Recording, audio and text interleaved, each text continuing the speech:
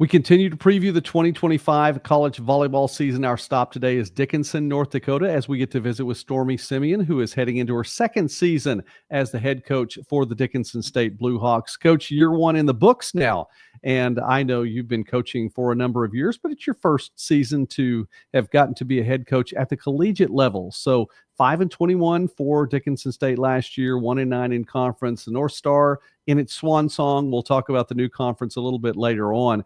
Tell us a little bit about 2024. Yeah, it was an experience and it was a big change for me. But in some of the most amazing ways. I've always wanted to be a coach. And so when this opportunity came about, I just knew that I didn't want to look back in my life and not take a chance. And I'm really glad I did. And so the first season, we're building, and that's kind of going into this season as well. But one of the biggest highlights for this season, and I'll never forget it, is when we played our first game in in Bellevue, Nebraska, and we played a team that was ranked, and we beat them in 4 sets, and it was a great start to this season. 5 wins doesn't seem like a lot, but coming from a team that only won 1 game the previous year, 5 games is really huge and a really awesome step in the right direction. That's a great memory too. You'll always have that for that first collegiate head coach game. I want to talk about that too. You have been an assistant coach at the high school level, a couple of high schools, a head coach at the high school level, and again now stepping into a collegiate head coaching role. That's a journey there, and it's progress along the way for your coaching career. Tell us a little bit about what that feels like. Yeah, it's something that I always wanted to do. I loved playing collegiately, and I knew that's something I wanted to do eventually. It was I didn't know how I was going to get there. I went into teaching and I taught for 5.5 years, and that really helped with coaching right off the bat. And so, when this job came open, actually, my boyfriend, he knew the head basketball coach here, Coach Selvig, and Selvig, recommended that I apply, and it all really worked out. And kind of a funny story, but now my boyfriend is here too, and he's the assistant men's basketball coach. So we coach in the same department now. All right. Well, I listen. I hope that's something that can stay with you along the way. If people Yeah. who coach at that level, and sometimes it works, and sometimes you get split different directions. So I hope it works out well for you Yeah. in that. With that in mind, talk about what you've done before. You were an athlete, Division II athlete, MSU Billings, and you have Montana roots. I recognize that Dickinson State is about an hour from the state line there. So Yep. the majority of the players on the roster last year came from Montana. We're Montana products. You're also a Montana product. Is that something that will factor into your recruiting? For sure. And it was, I just knew that the part of recruiting was really new to me. And so I had to use what I had, the resources I had, and a lot of them come from Montana. And so I did what I can, and to know the people to reach out to, and snag some really great athletes. And I have some Montana girls coming this next year, but I've been able to branch out a little bit and get some Wyoming girls. I have a girl coming from Louisiana. So just staying where I was a little comfortable at first and gaining some confidence with my recruiting.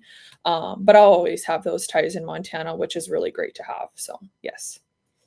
Well, then let's look ahead to 2025 and players that might be coming back. One in particular, an all-region performer in Riley Kogelshak, Yeah. just a fantastic athlete all the way around and from many different aspects, but on the volleyball court as well.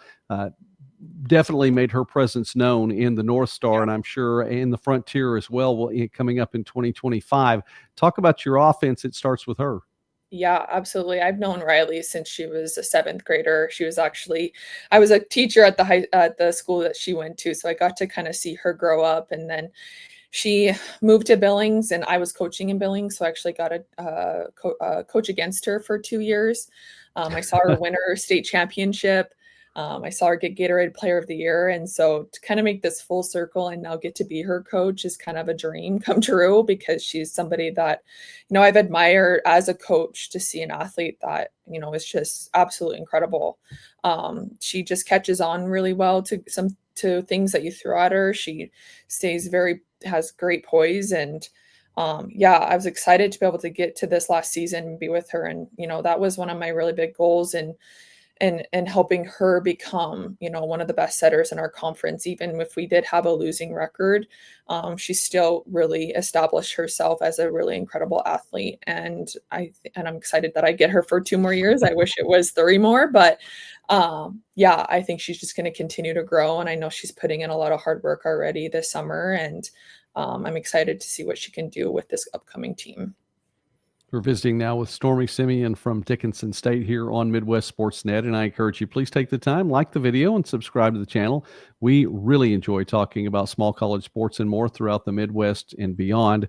Coach, with Briley then leading the way, it's going to be a different look for her coming into 2025. The top 3 on your list last year in kills per set, all gone from this year's roster. So it's going to be someone new in some way stepping into that role.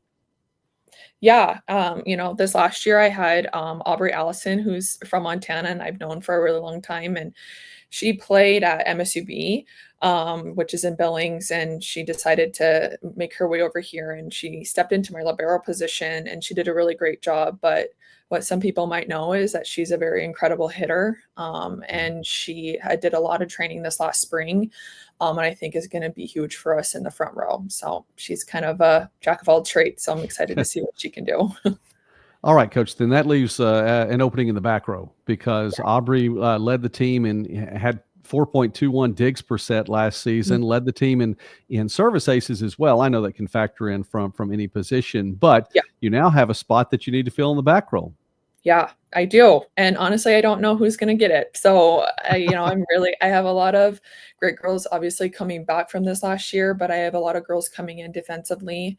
One that I'm really excited about is a junior transfer from Miles City.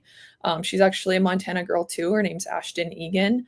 And I've kind of known her family for a while too, but she did some really great things at Miles, and I'm excited to see what she can do stepping in. But I also have some, younger girls, some freshmen coming in that I'm really excited to see grow and get better. And I really don't know who's going to be my libero this next year. So you'll have to ask me again come fall. Okay, we will. So, but there's opportunity for competition at camp. Oh, yes, absolutely. And that's what we're going to really be encouraging, to see who really steps up. All right. Well, then I'll ask you this as we're getting to know you here on Midwest Sportsnet. The question of the summer has been this, Coach: favorite 80s song or 80s band? So my favorite song is actually Moni Moni by Billy Idol. And I love that song because, I'm a Cats fan, if you know Montana, and that's kind of their anthem. And then I actually named my dog after that song. Her name's Moni. So yeah, I would say that's my favorite song. All right, that works. That works, Coach, and it tracks too, so that's fine. The season gets underway in the Siouxland Invitational, so it's that's a challenging opportunity right off the bat. And then, speaking of challenges, we mentioned conference realignment at the beginning, and you all are headed to the Frontier Conference, which means, number one, 22 matches already on the schedule. That kind of helps for scheduling a little bit, and a number of trips back to Montana too. So tell us about 25 on the schedule. Yeah, I'm super excited to be joining the Frontier. They have had top 25 teams all over for many years. And, the North Star was great, but we only had 6 teams. So it made for a pretty short conference and a lot of preseason. So I'm really excited to be able to have, 22 conference matches, which also means we have 11 home matches. And that's amazing for us in the community. And, going through only from 5 to 11. My girls are really excited, and the community has really started to get involved. And so I'm pretty excited to see what we can do with that. Coach, to stay there just for a moment, this is a lot for a fan base, because if it becomes challenging to really follow your team, it's tough to build that kind of support at home. And this is going to mean a lot, I'm sure, for the folks there in Dickinson and around. Yeah, absolutely. And it's been fun, over the year and a half that I've got to build relationships with people around here. And so not only them, but my girls have been out in the community and met a lot of people. So I'm excited to see what we have show up for our games, and it'll be an exciting time. All right. Well, we're going to follow the Blue Hawks this year for Coach Siemion in her second season. Coach, success to you all. And I'm really thankful that you took some time to preview the upcoming season with us here on Midwest Sportsnet. Thank you. Yes, thank you. I appreciate it.